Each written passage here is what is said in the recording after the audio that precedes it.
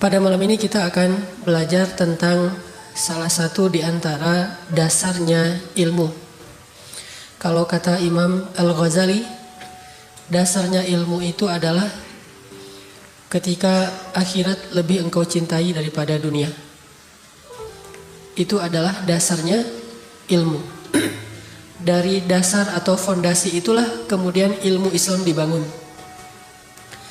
Dari fondasi itulah kita memahami ma'rifatullah, kita memahami ibadah kepada Allah, kita memahami akhlak, muamalah, semuanya dari dasar. Salah satunya adalah ketika akhirat lebih kita cintai daripada dunia.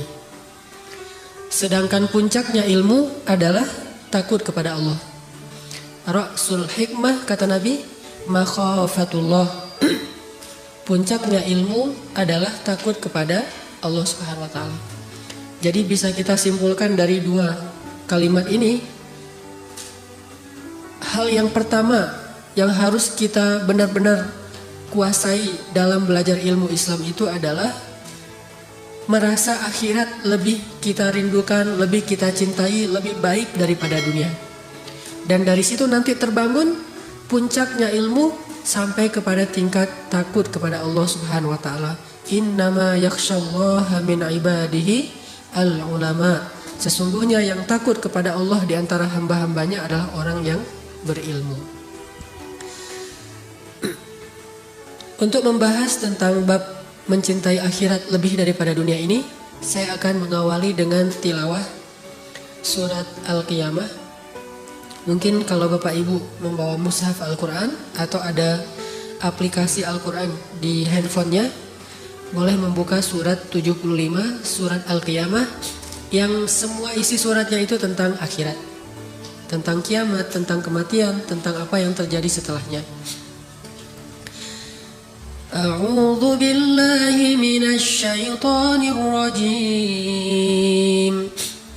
Bismillahirrahmanirrahim. La uqsimu biyawmil qiyamah wa la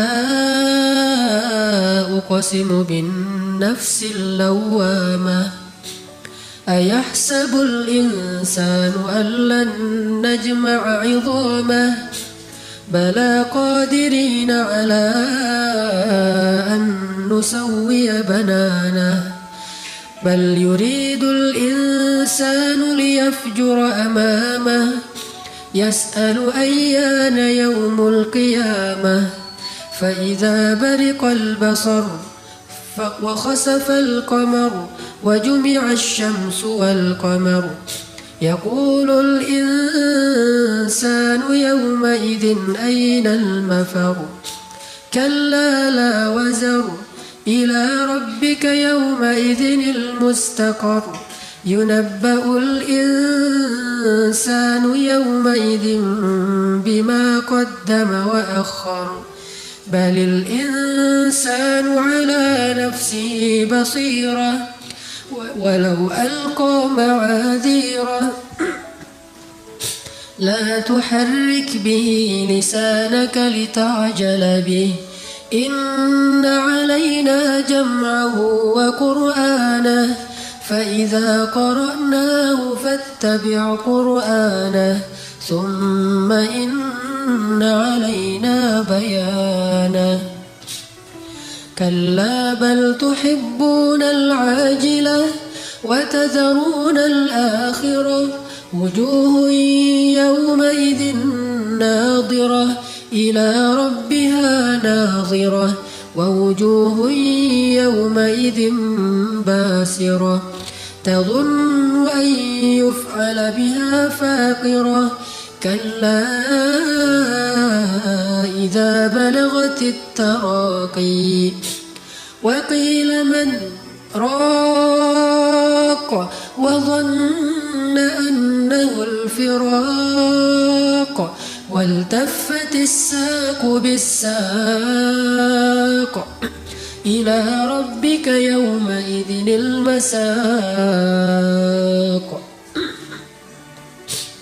فلا صدق ولا صلى ولكن كذب وتولى ثم ذهب إلى أهله يتمطى أولى لك فأولى ثم أولى لك فأولى أيحسب الإنسان أن يترك سدى ألم يكن نطفة من مني يمنى ثم كان علقة فخلق فسوى فجعل منه الزوجين الذكر والأنثى أليس ذلك بقادر على أن يحيي الموتى. Sadaqallahul Azim. Aku bersumpah demi hari kiamat, dan aku bersumpah dengan jiwa yang amat menyesali diri sendiri. Apakah manusia mengira bahwa kami tidak akan mengumpulkan kembali tulang belulangnya? Bukan demikian. Sebenarnya kami maha kuasa menyusun kembali jari jemarinya dengan sempurna. Bahkan manusia itu hendak berbuat maksiat terus menerus. Ia berkata, kapankah hari kiamat itu terjadi? Maka apabila mata telah terbelalak karena ketakutan, dan apabila bulan telah hilang cahayanya, dan matahari dan bulan dikumpulkan, pada hari itu manusia berkata, kemana tempat untuk berlari? Sekali-kali tidak ada tempat untuk berlindung. Hanya kepada Tuhanmu lah pada hari itu tempat kembali. Pada hari itu diberitakan kepada manusia apa yang telah dikerjakannya dan apa yang dilalaikannya. Bahkan manusia itu menjadi saksi atas diri mereka sendiri, meskipun dia mengemukakan alasan-alasan. Janganlah kamu gerakkan lidahmu untuk membaca Al-Quran karena hendak terburu-buru menguasainya. Sesungguhnya atas tanggungan kamilah mengumpulkannya di dadamu dan membuatmu pandai membacanya. Apabila kami telah selesai membacakannya, maka ikutilah bacaan itu. Kemudian sesungguhnya atas tanggungan kamilah penjelasannya. Sekali-kali janganlah begitu. Sebenarnya kamu manusia lebih mencintai kehidupan dunia dan mengabaikan kehidupan akhirat. Wajah-wajah orang mukmin pada hari itu berseri-seri, kepada Tuhannya lah mereka melihat, memandang, dan wajah-wajah orang kafir pada hari itu menjadi muram. Mereka yakin bahwa akan ditimpakan kepada mereka azab yang sangat dahsyat. Sekali-kali janganlah demikian. Apabila nafas seseorang telah menyesak sampai ke tenggorokannya, dan dikatakan kepadanya, siapakah yang dapat menyembuhkan? Dan dia yakin bahwa sesungguhnya itulah waktu perpisahan dengan dunia atau kematian. Lalu bertautlah betis kiri dan betis kanannya. Kepada Tuhanmu lah pada hari itu kamu dihalau. Dan ia tidak mau membenarkan Rasul dan Al-Quran yang tidak mau mengerjakan sholat, tetapi ia mendustakan Rasul dan berpaling dari kebenaran. Kemudian ia pergi kepada keluarganya dengan berlagak sombong. Kecelakaanlah bagimu wahai orang-orang kafir, dan kecelakaanlah bagi kalian. Kemudian kecelakaanlah bagi kalian wahai orang-orang kafir, dan kecelakaanlah bagi kalian. Apakah manusia mengira bahwa ia akan dibiarkan begitu saja tanpa pertanggungjawaban? Bukankah dia dahulu setetes air mani yang ditumpahkan ke dalam rahim? Kemudian air itu menjadi segumpal darah, lalu Allah menciptakannya dan menyempurnakan ciptaan itu. Lalu Allah menjadikan daripadanya sepasang laki-laki dan perempuan. Bukankah Allah yang berbuat demikian maha kuasa untuk menghidupkan orang yang telah mati? Maha benar Allah yang maha agung.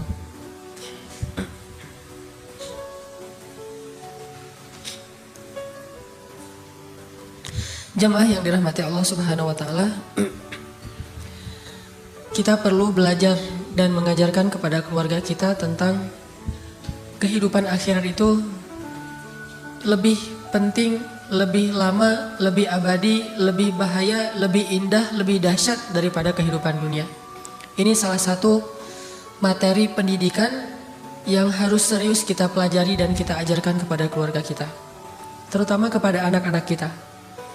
Karena dari pemahaman dasar inilah kita akan bisa mudah mengajak keluarga kita kepada amal-amal soleh.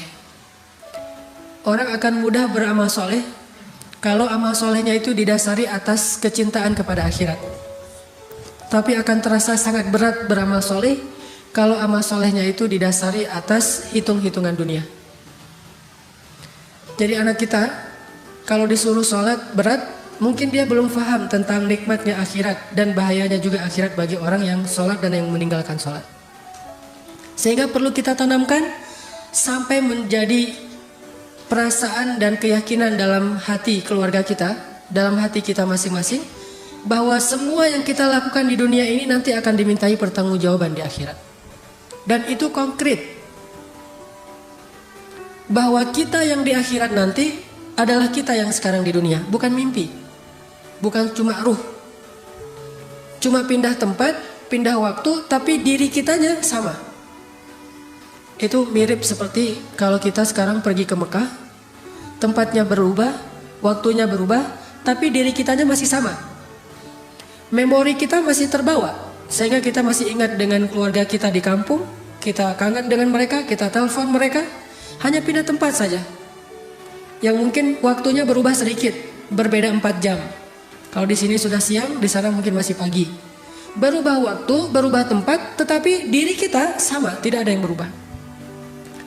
Begitu juga akhirat, hanya berubah tempat, namanya bukan lagi dunia, tetapi akhirat.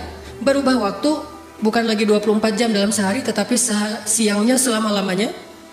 Cuman diri kita itu sama persis, tidak ada yang berubah kecuali karena amal-amal kita. Berubah menjadi lebih baik fisik kita karena amal soleh kita, atau berubah menjadi buruk fisik kita karena amal dosa-dosa kita. Tapi diri kita masih sama. Sehingga di dalam Al-Quran, di banyak ayat disebutkan tentang bagaimana nanti di akhirat orang itu memorinya, hafalannya tuh masih kebawa dengan apa yang terjadi di dunia. Banyak ayatnya. Salah satunya adalah yang paling mungkin populer itu di surat Al-Baqarah. Wa basyiril ladzina amanu wa 'amilus solihati anna lahum جنات تجري من تحتها الأنهار كلما رزقوا منها من ثمرة رزقا قالوا هذا الذي رزقنا من قبل وأتوا به متشابها. Setiap kali mereka dikasih buah-buahan di dalam surga, mereka bilang ini seperti buah-buahan yang kita makan di dunia. Berarti memorinya masih sama, dia masih ingat buah pisang yang dia makan di dunia, karena di surga juga ada buah pisang. Korma yang dia makan di bulan Ramadan selama di dunia, karena di surga juga ada korma. Delima yang dia makan, apalagi kalau lagi pulang umroh, di surga juga ada delima. Cuma durian saja yang mungkin tidak ada, beda, gak disebutkan di Al-Quran, Allahu a'lam. Yang jelas dia akan membandingkan. Kullama ruziqu minha min thamaratir rizqan qalu hadzal ladzi ruziqna min qabl. Ini seperti buah yang kita makan di dunia. Wa utubihi mutasyabiha. Tetapi Allah tidak sama memberikan buah di surga dengan di dunia. Hanya mirip tetapi rasanya jauh lebih nikmat. Ini artinya diri kita yang di akhirat nanti sama dengan diri kita yang di dunia. Bahkan di surat-surat yang lain nanti kita akan membaca kalimat-kalimat saling menghujat di padang mahsyar. Wa barazu lillahi jami'a فقال الضعفاء للذين استكبروا إنا كنا لكم تبعا فهل أنتم مغنون عنا من عذاب الله من شيء.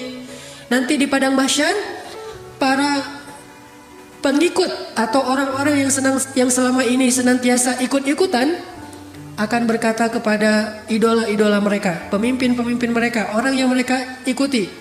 Mereka berkata, dulu kami di dunia senantiasa mengikuti kalian. Maka bisakah hari ini kalian menyelamatkan kami? Berarti masih kenal dengan orang-orang yang selama ini dia berinteraksi di dunia.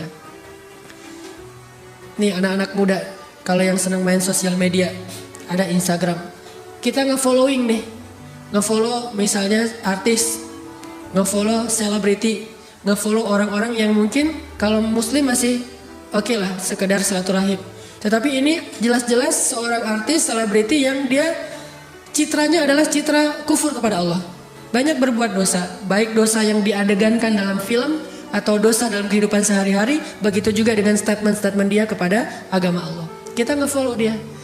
Begitu dia nge-posting, kita nge-like, kita ikut-ikutan merepost, kita ikut-ikutan gaya dia. Kalau dia bikin begini, kita begini juga. Kalau dia bikin gini kita satanik ikut-ikutan, kita pakai pakaian dengan simbol-simbol dia, following, kita ngikutin terus kepada apa yang dia lakukan. Nanti di akhirat semua yang kita lakukan di dunia ini akan kita jadikan sebagai hujjah. Inna kunna lakum taba'a. Kami di dunia senantiasa nge-follow kalian kalau bahasa Instagram. Kami ini followers. Saya followers kamu, saya selalu nge-like apapun yang kamu posting. Saya selalu ngikutin kamu dan seterusnya dan seterusnya. Saya pengen mirip dengan kamu gaya-gayanya. Fahal antum mughnuna 'anna min 'adzabillahi min syai'? Sekarang tolong kami dari azab Allah. Apa kata idola-idola itu? Sawa'un 'alaina ajazi'na am sabarna ma lana min mahis. Nasib kita hari ini sama. Gak ada bedanya antara followers dengan yang di follow, antara idola dengan para fans. Gak ada bedanya. Nasib kita sawa'un 'alaina. Mau kita mengeluh, mau kita minta ampun, mau kita bersabar, mau kita sabar, tabah, rela, malana min mahis. Kita tidak bisa lari dari azab Allah hari ini. Barulah saat itu mereka menyesal sudah mengikuti orang-orang ini. Ternyata memorinya masih kebawa, masih kenal siapa aja yang berinteraksi dengan dia di dunia. Belum lagi nanti hadis-hadis Nabi tentang orang soleh yang di pintu surga bertanya tentang saudara yang dia cintai karena Allah di dunia. Ya Rabbi, ketika orang soleh mau masuk surga, dia nanya, Aina fulan, di mana seorang saudara yang saya cintai karena engkau di dunia ya Allah? Kata Allah, dia berada di pintu neraka, mau masuk neraka. Kata orang soleh ini, ya Allah, demi kasih sayangmu, izinkan saya menyelamatkan dia, karena sesungguhnya saya mencintai dia karena engkau selama di dunia ya Allah. Akhirnya Allah izinkan dia menyelamatkan saudaranya yang mau masuk neraka, yang tadi sudah dililit dengan rantai besi, udah ngantri gitu mau masuk neraka. Tiba-tiba malaikat nanya, ini mas itu ya namanya? Oh kok kenal? Ya soalnya ada saudara kamu tuh nungguin. Akhirnya tiba-tiba dilepaskan rantai-rantainya, dia disuruh balik lagi. Kamu gak jadi masuk neraka, bebas. Dia penasaran siapa yang menyelamatkan saya, siapa yang menyelamatkan saya. Ternyata pas ketemu, Kiai Fulan, Ustadz Fulan, Syekh Fulan, hamba Allah Fulan yang solih, yang kita saling mencintai karena Allah, dan ternyata nanti di akhirat dia ikut menyelamatkan kita dengan seizin Allah SWT. Ini artinya memorinya masih kebawa. Sama kayak pas kita umroh atau haji, lagi tawaf ketemu teman, cuma beda kloter, beda maktab nih. Haji juga ya, kloter berapa misalnya? Embarkasi mana? Oh saya dari Surabaya, saya dari Jakarta, karena tinggalnya mungkin di Jakarta. Tapi ketemu, atau bahkan bisa saling menolong. Saya terpisah dari grup, ya udah ikut saya aja nanti saya anterin. Kenapa? Karena di Indonesia mereka saudaraan, sampai di Mekah juga saudaraan. Kalau di Indonesia musuhan, di Mekah juga, gua kerjain aja nih sekalian, mumpung di sini nih. Kalau di Indonesia mungkin dia punya jabatan, gak bisa ngerjain dia. Kalau di Arab mah sama aja, sawaun alaina, sama saja nasib kita. Mau jabatannya apa, mau dia aparat, mau dia pejabat, mau dia apapun, sawaun alaina. Ini yang terjadi nanti di akhirat. Sehingga kita yang sekarang dengan kita yang nanti hampir tidak ada yang berubah.